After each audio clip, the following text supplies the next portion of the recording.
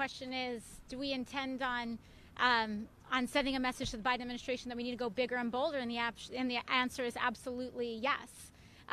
We need to expand public housing stock in the United States.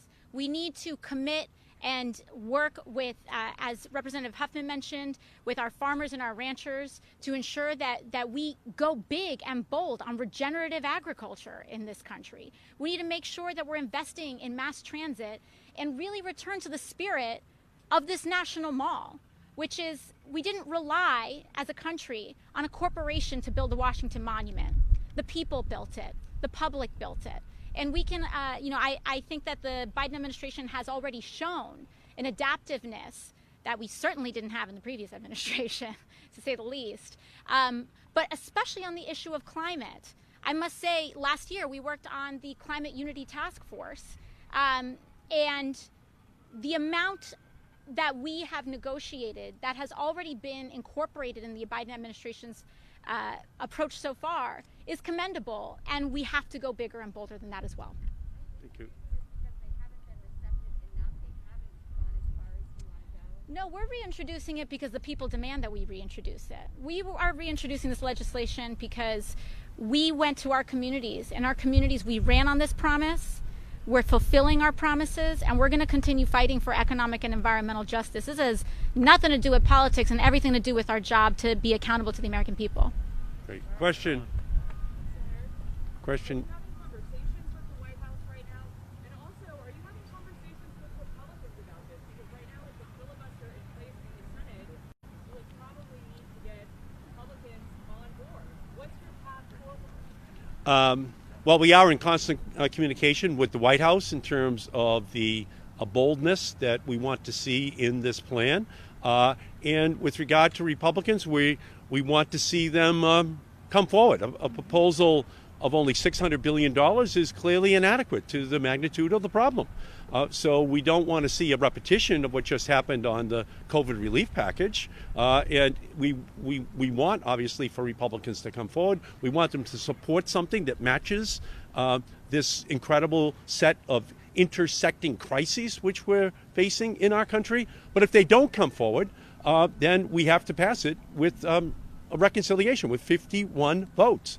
And beyond that, we have to repeal the filibuster in order to ensure that we have the capacity to be able to deal with the problems that we're facing in the same way Franklin Roosevelt did in 1933.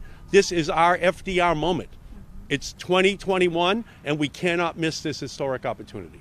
Question. To that end, Senator, the hoping that reconciliation, there have been other Democratic senators that have said that they're not doing anything other on reconciliation. And then this is for you, Congressman, as well. Are you concerned about these messaging bills that put your moderate colleagues that are in at-risk districts be forced to say where they stand on a bill like this, especially given the fact that the margins are so tight in both the House and the Senate? Well, I mean, first and foremost, this is legislation. It's not a messaging bill. People's right to housing is not a messaging bill. People's guarantee to health care is not a messaging bill. People's ability to drink clean water is not a message. It is an action that we have to commit to. And when it comes to idea of a message or whatever it may be, I believe, personally, as Democrats, when people trust us with power, we have a responsibility to use it and steward it to benefit their lives, period. And that means taking bold, courageous action. And so when it comes to, are we going to be put on the spot? To me, the greatest risk is doing nothing on climate or doing too little. That is a greater political risk, because when we have what happened in Texas just earlier this year, when we have the floods that happened in the Midwest just a year or two ago that left communities underwater, that can be just as politically, environmentally, and socially destabilizing. And so, when it comes to the issues of reconciliation, the filibuster, etc., even if you want to just go down the political route, I think it's much politically riskier to not pass legislation that changes people's lives and send the message that a Democratic majority won't do much, which is why I'm proud that that legislators have stood up and went bold on COVID relief, and why we are pushing for them to continue down that path with an infrastructure package and further legislation as well. Yeah, and again, as I said earlier, 2 years ago, on the day we were introducing the Green New Deal, General Motors was not planning on having no additional internal combustion engines being manufactured by 2035. The utility industry was not planning on having all renewable, non-carbon emitting electricity by the year 2035. We did not have debates about how all of these issues came together: racial, health, educational, housing, and climate issues. We weren't having that debate.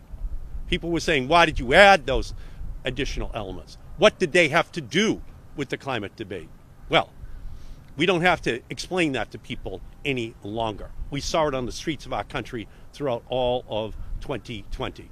So we're going to continue in our efforts. We want to help to continue the process of education, activation, implementation of the highest goals that our country should be striving to achieve. Questions? Okay, thank you all so much. Thanks for coming. Thank you. Right. Wow, Great wow, job, wow. Ed. Thanks, Alex. Great job. Great job. I love lift our gaze to the constellation of possible. Oh my God.